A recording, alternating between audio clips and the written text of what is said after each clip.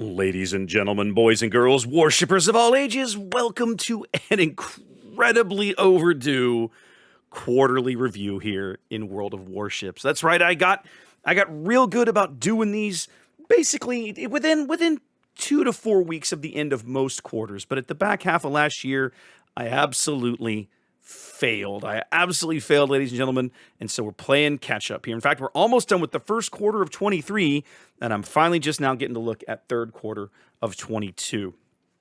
Now, what I generally do, if you're new to this series and maybe you haven't seen one of these before, I do a brief review. We talk through the 3 patches that would have come out in that quarter, just to kind of remind ourselves what went on.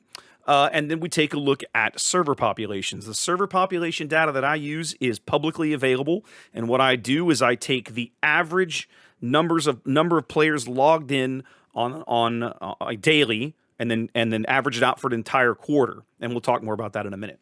But so let's go ahead and get started with looking through the patches that came through in third quarter of last year, starting with 11.6 in July. Of course, we had the early release of the British battle cruisers, and then the full release of the big French super cruisers into the tech tree.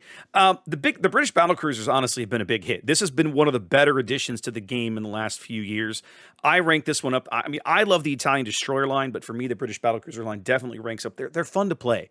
They're fun to play. And what else can you ask of a ship in modern warships, right? The French super cruisers, I'm less enamored of, but I understand why people like them. Of course, the biggest change at 11.6 was the split of camouflages and the economic bonuses. They're now completely separate categories. Whether that's good or not, I think it still remains to be seen. I know that on an intellectual level, I like this idea because I like the idea of being able to make the ship look however I want and get the maximum economy of whatever I'm trying to grind out of the ship when I play it. At the same time, I know that I suspect this change ultimately doesn't work in the player's favor. There's been a lot of economic changes over the last 3+ years that have slowly kind of, I think, tilted the balance back towards wargaming after the first probably 3 years of the game, severely tilted the scales in favor of the player base, and they've been trying to recover from that ever since. But I as a lover of historical looks on ships, I'm a huge fan of this because now I can drive a ship with a historical camo and still get maximum bonuses out of it.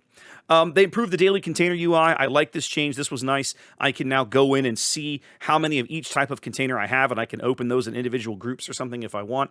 The bot AI in co-op was supposedly improved, but I'll be honest, I don't play a lot of co-op, so I can't tell you if this actually made a damn difference or not. Someone will have to fill me in or not. The second round of American Destroyer model updates came through, which was good and nice to see. That was a nice refresh on a line that needs it.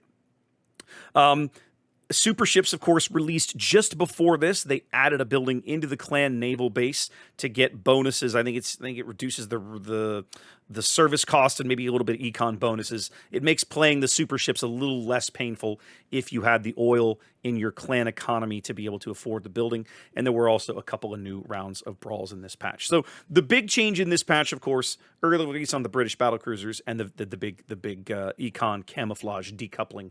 Those were big changes to the game.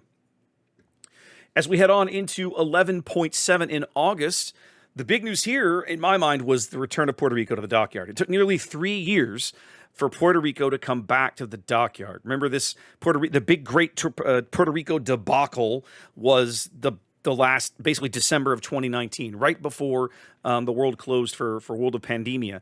And it was a mess. Like that dockyard was handled just about as badly as it could have been. A whole lot of people have come and gone in the game, and many of them were never even afforded the opportunity to earn a Puerto Rico. Late last summer, they had the opportunity to start picking that up.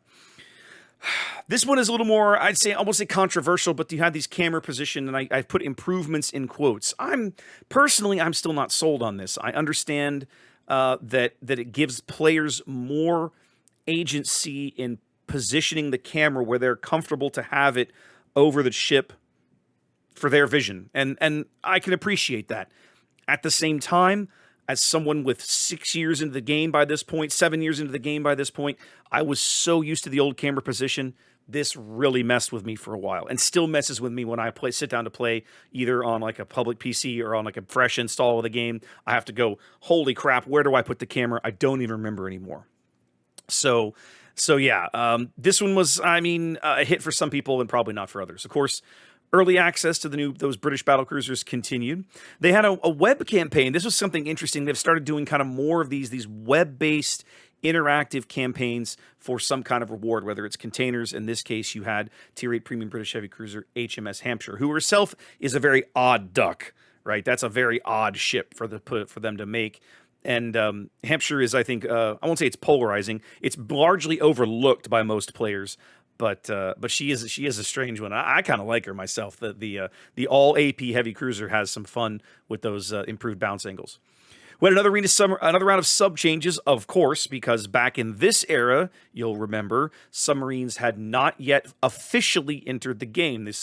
We were in the home stretch of testing and tweaking submarine mechanics, and gosh, I know we're all so excited about how that turned out. There was a new season of Clan Battles. This dropped things back down to Tier 8 from the previous season's Tier 10. Just generic UI improvements, mostly seeming to do with the mini-map. This was the patch where they added the ability when you click on the mini-map, you could literally click anywhere and the little dot would appear like literally anywhere on the board. And there's even a mod where when somebody clicks on the minimap or when you click on the minimap, it'll put that dot like in your field of view, like on the sea, on the ocean surface in your field of view, which is actually really, really cool. So this was a nice change and kind of welcome interaction between the minimap tool and the in-game environment. Some more rounds of brawls, of course. They added Sevastopol to the armory for more research points. And this one was one that slipped by me until recently. I completely blanked on this.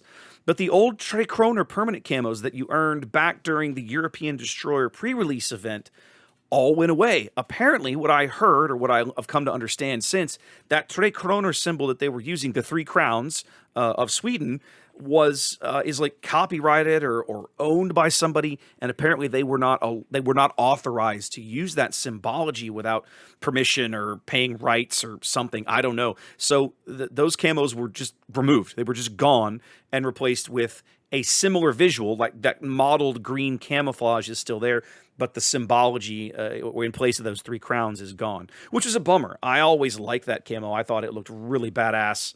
And I don't know, I like the look of it, but it is gone, sadly, a bygone relic of an age no longer with us. And then, of course, as you head into September, it becomes the 7th anniversary of World of Warships. 7 years we've been playing this game, some of us. Whew, yikes, that's a little sobering to think of. That's a little sobering. It does start to, when you see that number, you go, oh, yeah, that explains why maybe I don't play as much as I used to. Because for the first 3 or 4 years, I just mainlined this thing like 10, 12, 15 battles a day. And I just don't play that. I don't play that way anymore. I can't. My heart and my liver can't take it anymore. Let's just put it that way. They added, as a part of the celebration, of course, the celebration came with all of the various goodies that they do now. What we've come to think of as the snowflake events, where you knock off...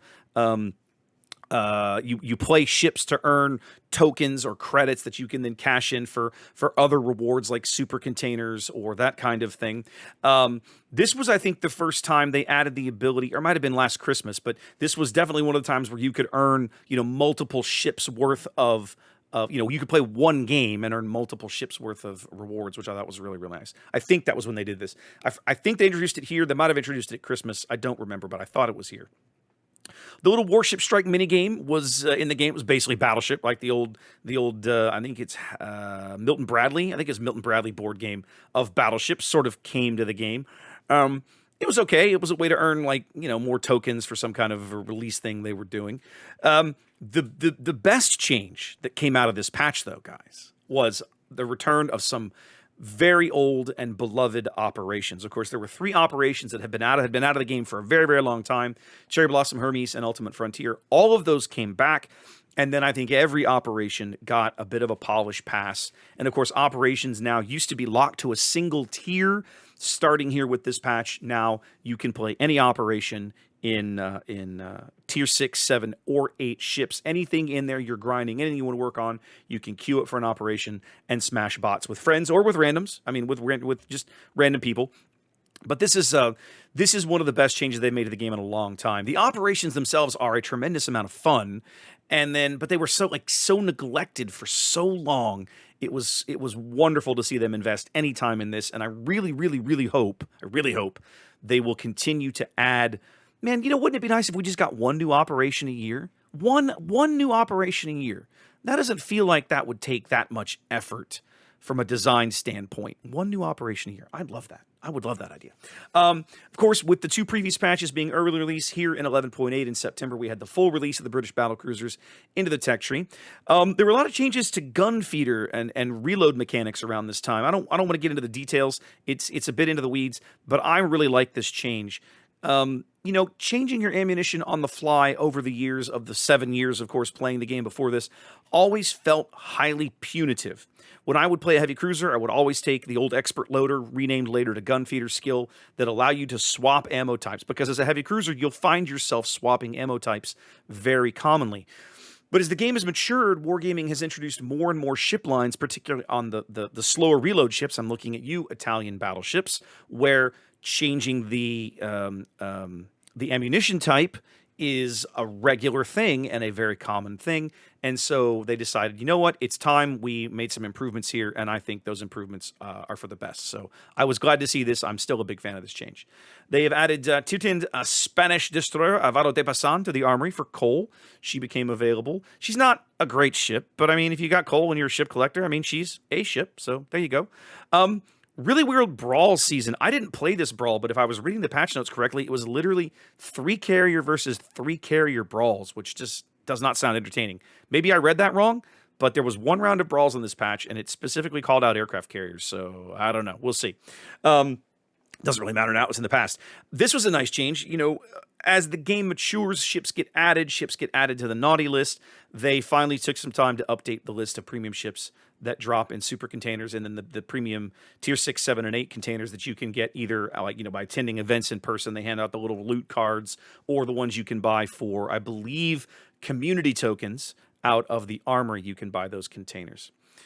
And then last but not least, as we approached the final release of submarines, everybody's favorite, they finally took away some of the frustration of trying to figure out what the hell was going on with aerial depth charges, and standardized things by tier. Now, you can make an argument that this was a nerf to some ships and a buff to others, and I think it was in just depending on the ship in question.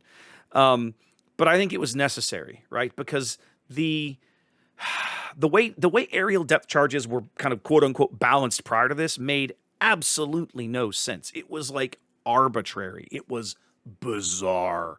So at least this way, there's a standard expectation of, hey, I'm playing a tier 8 battleship. I have 2 charges of airstrike. They drop every 30 seconds. Each strike drops 1 bomb or 2 bombs or whatever it is. So it's like, I'm playing a tier 8 battleship. I know what I'm getting into. And that also allows them to balance submarine health pools accordingly for the tier brackets that those ships are going to see, because you know what you're going to be up against most of the time. Because as we all know, guys, aerial depth charges are far more effective at killing submarines than actual destroyers. There were some balance tweaks here in 11.8. We had a round of buffs to Adriatico, which I think was needed. They improved her main battery a little bit. All of the German Spa Cruiser, that whole Spa Cruiser branch starting with Z31 up through Elbing, all got an HE shell damage buff and a fire chance buff on those shells, which honestly baffles me a little bit, because those ships are already really good in the hands of somebody who understands how to play them. And yikes, this just kind of like, when they buffed those ships, I was mind blown.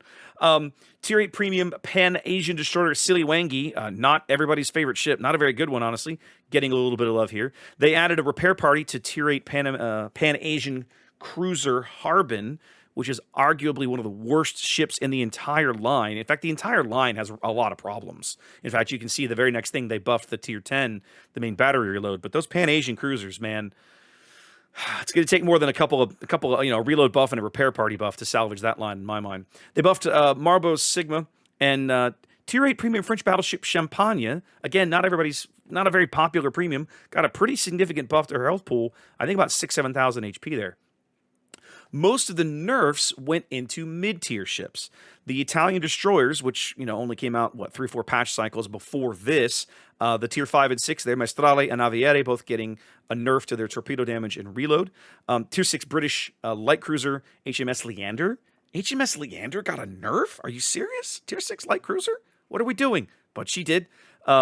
Ryujo getting another nerf to her torpedo damage, probably warranted. They've been steadily nerfing Ryujo's torpedo damage for like the last 3 years. Apparently that's not going to let up anytime soon. Tier 6 premium French cruiser Bayarn got a skip bomb damage nerf, which again sort of makes sense. Those skip bombs on Bayarn are mean. They're particularly mean to mid-tier destroyers. They do horrible things to mid-tier destroyers. You might think I skipped over Udaloy, but I was kind of going by tier here. There were 2 high-tier ships that got small nerfs. One of those was tier 9 Russian destroyer Udaloy, got a nerf to her detection radius, and then tier 10, tier 11, whatever, premium super carrier thing, USS United States, that tactical torpedo squadron reload got hit with the nerf bat yet again because, well, they've been doing that basically since the ship was in testing.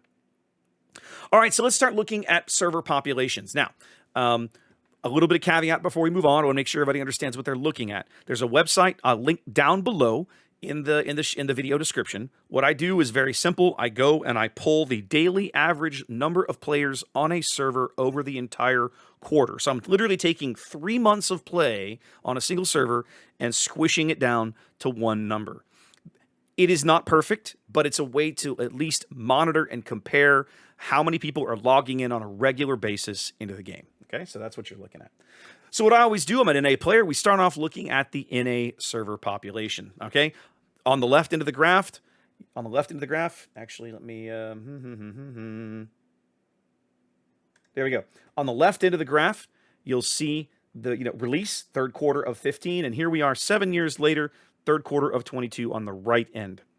Of course, the high point coming in the midst of worldwide lockdowns and freakouts in World of Pandemic here in 2nd quarter of 20. And it's been a pretty steady downslope since then. Now, things did recover a bit late last year into early this year. That typically happens with the Christmas events and all the free giveaways and all that sort of thing. Players are used to that, and you'll see that historically, right? Either in 4th quarter, or 1st quarter, in most years, you will see an uptick. Here you see 4th quarter 19 into 1st quarter 20, 4th quarter 18 into 1st quarter 19, and so on. It's very, very common that you see that.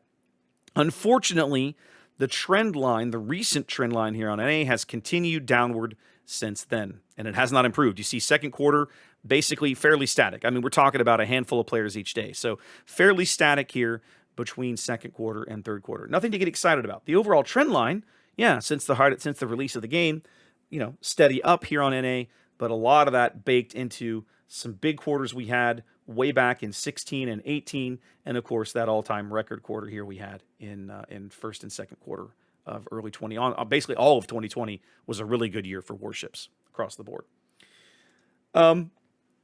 EU, you're going to see much the same thing. Apparently I should have cleaned this slide up a little bit and moved this box out of the way, but you can see here, sneaking right here, you can see that that high water mark. Other than release on EU, high water mark, of course, is second quarter of 20, and then the continued decline. Now, there's an argument to be made that things are worse on EU than they are on NA, because if you go back in history, you look at maybe 2nd quarter, the first year anniversary of the game, not amazing in terms of the fall off. Nice recovery and then some sustainability through 17 and 18. Of course, 2019, the doldrums of 2019 here, 2nd and 3rd quarter of 2019, this was all about the carrier rework. And so very, very few people, I won't say very few people, but fewer people than normal dealt with that summer because it was a big mess. And you can see here now, 3 years later, we're actually even below those numbers, which is not encouraging. So yeah, the EU server, again, up from the COVID high, steadily down. You see the uptick here for Christmas and turn of the new year, winter months, basically. People indoors, less time outside. And then, of course, weather's nicer. People are more outside. The RU server has been on a steady decline for many, many years. This is something I talk about every time I do this video, to the point where I actually pull, when I do some averages, and you'll see this in a bit, I actually pull these numbers out so they don't clutter things up. But yeah, for the RU, worst quarter ever. I mean, we've been saying that for a while. Pretty much every year brings a fresh new worst quarter ever for RU. And I think there's a possibility. I don't know this, but remember, by second quarter of 22 was when Wargaming basically divested themselves of the game in RU. They no longer operate the game in RU. They farm that out to another company, much like they do in China. And so I don't know. I don't know what impact that's had on the player base. I think maybe we're going to have to keep an eye on this and see if this trend continues. I expect this trend to continue because Russia's been on the downhill slope for years, and I don't see why that would change. But I mean, that's pretty noteworthy. And then Asia. Asia for a while now has been the one bright spot, right? All the way back into the back end of 18 and early 19, the marketing guys in Asia, whatever happened in this era really turned the game around such that by the end of 19, things were really on the way up for Asia. And then, of course, COVID hit and did big numbers for them. And then, but after COVID, they were able to maintain the growth, maintain the player base far better than any of the other servers that we have numbers for. Remember, guys, the game is now back in China. I don't have those numbers. I don't have server numbers for China. I don't even know where to look for them. So, but the Southeast Asia server continues to do very, very well after, struggling for many years out of the gate at launch. Pretty much for the last 3 years has been going gangbusters. Does not seem to be any sign of slowing down. I mean, yeah, you're seeing small fluctuations here, but the overall trend line, even going back almost 2 years, is still very positive here. So, I mean, if you're wargaming, you have to like this, but in my mind, you have to be very concerned about what's going on the other servers.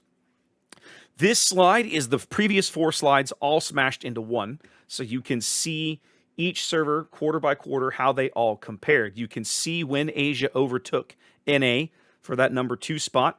You can see when NA took it back, or that number 3 spot.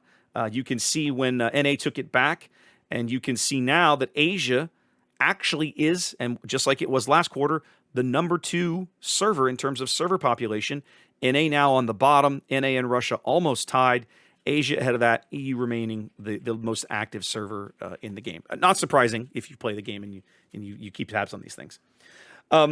So this, basically, if you take this slide and you just total up all the numbers in each column, you get this slide.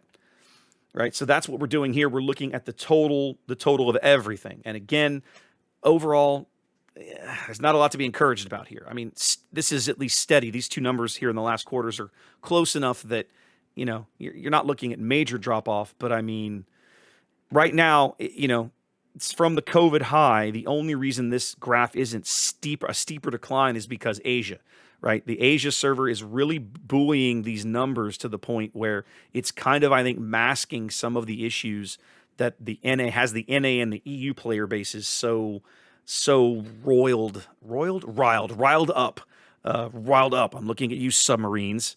So yeah, but that's what this is. Now, one of the things that I used to do back when I first started this, and I've continued it, is I always, the RU server has been on the decline for years. Like, that's not a secret. And so again, I was kind of like, well, what happened if I would take this and take the RU effect out of it? And then so that's what this slide is. If you pull the Russian numbers out, this is the overall health of the game on every other server. And again, overall, the trend line is positive, but so much of that is bolstered by the COVID impact here in 2020. You can see things not looking so rosy on the back end. Still better overall. The overall health of the game, I'd say, still better than we were 2018, 2019, 2017. I mean, population-wise, you can see that. And again, almost all of that on the back of that sustainable growth out of the Asia server they've managed to retain, which is lovely for wargaming. But it does mean if you play on NA and EU, you're noticing the impacts, right? You're seeing fewer players. You're seeing more matchmaker aberrations because there are fewer players in the queue to reduce the impact of those bizarre, strange queue dumps that you'll get on occasion out of matchmaker. What I like to do for here at the very end is we look at just overall, this is every third quarter the game has experienced. So, of course, third quarter of 15 was literally launch of the game at the all-time high, and then third quarter of 20, the second best here, because, again, so many people were still either, locked down or whatnot. 2020 had the best second and third quarter I'm confident this game will ever see in terms of population, because normally those are summer months, good weather, people get out of the house, fewer people were playing, fewer people were indoors playing video games, and yet in 2020, none of that happened. So I don't think they'll ever come back to those numbers again. But in terms of, a typical third quarter of the game, 35,000 players is not that far off of normal, is it? So, I mean, okay, all right. Things seem, reasonable, right? You're looking at 35 to 38,000 is a typical third quarter here for many years in World of Warships, and you're on the low end of that, but you're right in the expected range band, let's say. The very last slide I like to do here is a little bit of short-term trend. If we look at the last 18 months of the game, what kind of trends are we seeing? And just like we've been talking about, you're looking at downward trends on EU, NA here in the orange, and of course RU here in the green. The only server on a positive trend here remains Asia in brown. And of course, Asia now has overtaken as the second busiest server on a regular basis, surpassing Russia and NA. There was a time that NA, NA for the longest time was the number 3. NA and Asia, if you go back and you can look, that they balanced, they fought back and forth for that kind of last slot. Asia was dead last, the smallest server for so long. And now Wargaming and the Asia marketing guys have done a brilliant job of bringing that up. You have to remember, guys, this is not the Chinese server. This is the Southeast Asia server. The Chinese server is operated by somebody else, a third party. I don't have access to those numbers. I can't show you population for the Chinese server. So this is primarily, I'm guessing, Japan, Southeast Asia. Some of the Australia, New Zealand players play on this server, that sort of thing. So yeah. Anyway, guys, there's our third quarter summary. I think what you're seeing here, if I had to sum it up, right, these last 18 months, and this last slide is a good one to end on for this reason. Russia, the RU server, has been on the decline for a while. I really don't think there's much that Wargaming can do to entice large numbers of players back into the RU player base that aren't already there. Personal opinion. I don't know this. I'm not a marketing guy. I don't work for Wargaming. I have no idea. That's just speculative based on the fact that if you go back and look at that Russia slide, it's been on the downslope for like 5 years. Okay, like that hasn't changed. Now, the trend in EU and NA is more recent. It's negative over the last 18 months. And I genuinely believe this is what you're seeing here is the impact of many of the game design decisions that Wargaming has been making in the last 18 months. Submarines, I'm sure, are a huge portion of that, but there's always other things than that, right? So, but I think what you're seeing here is the EU and NA server populations, the existing player base saying, no, we don't like the direction of the game. The Russian player base apparently hasn't been a big fan of it for a while, while the Asia guys seem, I guess, fairly satisfied for whatever reason. So that's my speculation. That's how I interpret the data. What do you guys think? Let me know in the comments. I'm genuinely curious. I love making these videos and having these conversations. The fourth quarter video will be coming next week. I'm going to give you guys some time to digest this one. I already have all the data for fourth quarter. That'll be coming in about a week or 10 days, and we'll talk more about that when it comes up. In the meantime, wash your hands, be safe, and I'll catch you next time.